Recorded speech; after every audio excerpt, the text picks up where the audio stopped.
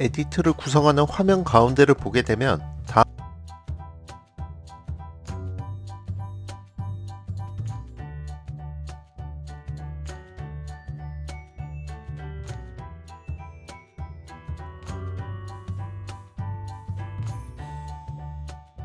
스냅핑, 단축키는 N입니다. 자석의 모양의 아이콘처럼 클립과 클립의 끝을 자석처럼 연결해주는 기능입니다. 클립과 클립을 붙일 때 이 기능을 끈 상태로 편집을 하면 약간의 공간이 남거나 원치 않게 오버라이트가 될 수 있기 때문에 이 기능은 켜놓은 상태로 편집하는 것을 추천드립니다. 단, 클립의 개수가 너무 많아 이 기능이 오히려 편집하는데 힘들게 할 경우 이 기능을 끄고 작업을 하면은 원하는 대로 작업을 할 수가 있습니다. 스냅핑 기능을 조금 더 설명드리기 위해서 이제 클립이 좀 많은 프로젝트를 지금 불러왔는데요.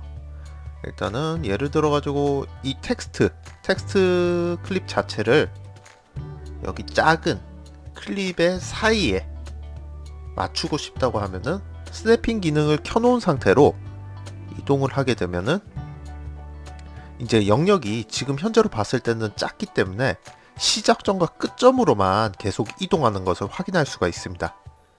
이럴 때는 이제 스냅핑 기능을 끄고 클립을 이동시켜 주면은 시작점과 끝점에 자석처럼 붙지 않고 원하는 위치로 이동하는 것을 확인할 수가 있습니다.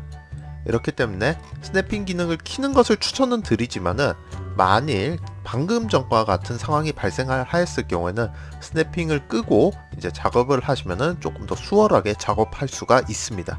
포지션 락의 경우 일반적인 락과는 다르게 편집은 가능하지만 트랙과 트랙 간의 이동이 불가능하도록만 설정하는 기능입니다.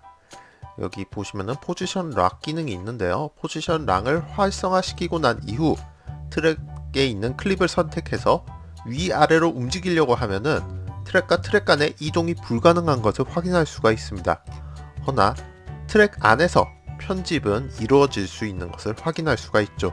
다음은 마커스, 단축키는 M입니다. 클립의 특정 부분을 표시하고 싶을 때 마커의 기능을 이용합니다. 마커의 기능은 타임라인 위에도 잡을 수 있고 클립 안에도 잡을 수가 있는데요. 일단은 타임라인 위에 잡는 방법은 지금과 같이 혹시 클립에 테두리가 주황색으로 표시가 되어 있다면 현재 클립이 선택되어 있는 상태입니다. 이 클립에 선택되어 있는 것을 빈 공간 아무데나 눌러줘서 해지를 해준 다음 원하는 위치로 이동을 해주고 그 다음에 마커스 아이콘이나 단축키 M을 누르시게 되면은 타임라인 위쪽에 마커스가 생성이 되는 것을 확인할 수가 있습니다. 또한 타임라인이 아닌 클립 안쪽에 마커스를 생성하기를 원한다면은 클립을 설정해주고 난 다음 마커스를 눌러주면은 클립 안쪽에 마커스가 생성되는 것을 확인할 수가 있습니다. 다음은 타임라인 크기 조절입니다. 이 기능은 편집자가 타임라인의 크기나 뷰를 조절할 수 있는 기능인데요. 크게 세 가지로 나누어져 있는데 하나하나 알아보도록 하겠습니다. 일단은 버튼을 클릭하고 나면은 지금 타임라인 뷰 옵션, 비디오 뷰 옵션, 오디오 뷰 옵션, 트랙 하이라이트가 보이는데요. 일단 첫 번째 줄인 타임라인 뷰 옵션부터 확인하도록 하겠습니다. 보시면은 스톡 타임라인스, 서브타이틀 트랙스, 오디오 웨이브폼이 보이는데요. 일단 첫 번째로 스톡 타임라인부터 제가 한번 알려드리도록 하겠습니다. 스톡 타임라인은 여러 개의 타임라인을 보기 위한 역할을 수행합니다. 상단의 탭에 추가적인 타임라인을 생성할 수가 있는데요. 영상이 너무 길다고 판단되면 타임라인을 추가 생성하여 부분 편집이 가능합니다. 지금과 같이 스톡 타임라인을 활성화를 하게 되면은 위쪽 상단을 보게 되면은 새로운 탭이 활성화된 것을 확인할 수가 있습니다. 여기서 플러스 버튼을 누르게 되면은 셀렉트 타임라인이 생성이 되는데요. 미디어 풀에 보게 되면은 타임라인이 추가적으로 생성되어 있지가 않습니다. 이제 클립을 여기 셀렉트 타임라인에 넣어주게 되면은 새로운 타임라인이 생성이 되는데요. 타임라인 1과 타임라인 2가 편집이 완료되었다는 가정하에 또다시 플러스를 눌러준 후 셀렉트 타임라인에서 타임라인 1번과 타임라인 2번을 지금과 같이 넣어주고 난 다음에 영상을 완성시킬 수가 있습니다. 서브타이틀 트랙은 이펙트 라이브러리에 있는 서브타이틀을 추가하게 되면 트랙이 추가적으로 생성이 됩니다. 이 트랙을 보여줄지 말지를 선택을 하는 것인데요. 서브타이틀을 편집하게 되는 경우 이외에는 이 기능을 꺼두시면 됩니다. 일단은 이 기능을 활성화시키고 난 이후 이제 이펙트 라이브러리 나중에 설명을 하겠지만은 이쪽으로 들어가면은 타이틀 안에 맨 밑으로 내려가게 되면은 서브타이틀이 보이게 됩니다. 지금은 제가 미리 넣어뒀는데 서브타이틀을 이렇게 넣어주게 되면은 영상 미리 보기 화면을 미리 키우게 되면은 다음과 같이 아래쪽에 서브타이틀이 들어가 있는 것을 확인할 수가 있습니다. 물론 이 위치에 설정이 되는 것이 아니라 지금과 같이 서브타이틀 이 위치에 원래 설정이 되는 것입니다. 근데 만일 편집하는데 이 타임라인을 이 부분을 가리기를 원한다면은 서브타이틀 이 기능을 활성화를 꺼주시면은 타임라인이 여유가 좀 있는 것을 확인할 수가 있습니다. 오디오 웨이브폼은 지금 보시면은 오디오 트랙에 보면 파장이 보이는데요.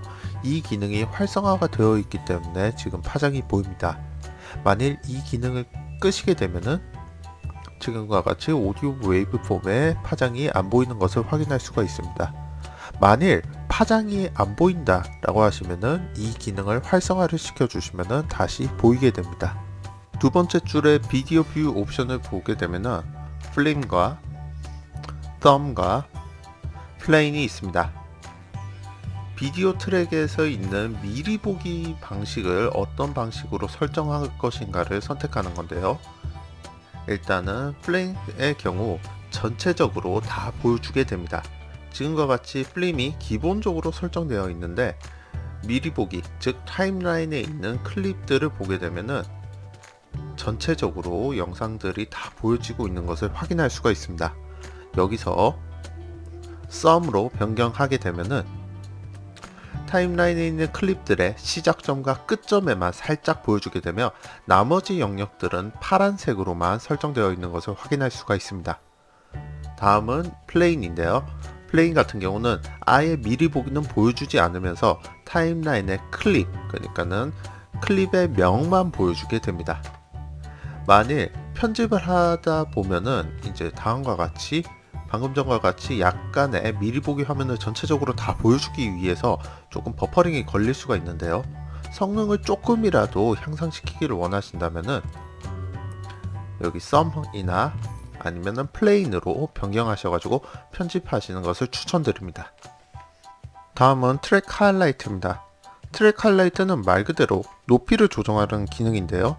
비디오랑 오디오로 나눠져 있는데 지금 이거를 이제 조금 높여주게 되면은 비디오 트랙을 보게 되면은 이제 비디오 트랙 미리 보기 쪽에 높이가 높아진 것을 확인할 수가 있습니다. 오디오 트랙 또한 이제 높이를 높일 수가 있는데요.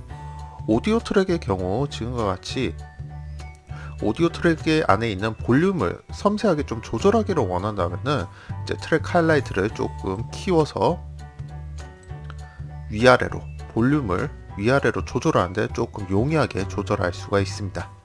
다음은 타임라인의 확장과 축소 기능입니다.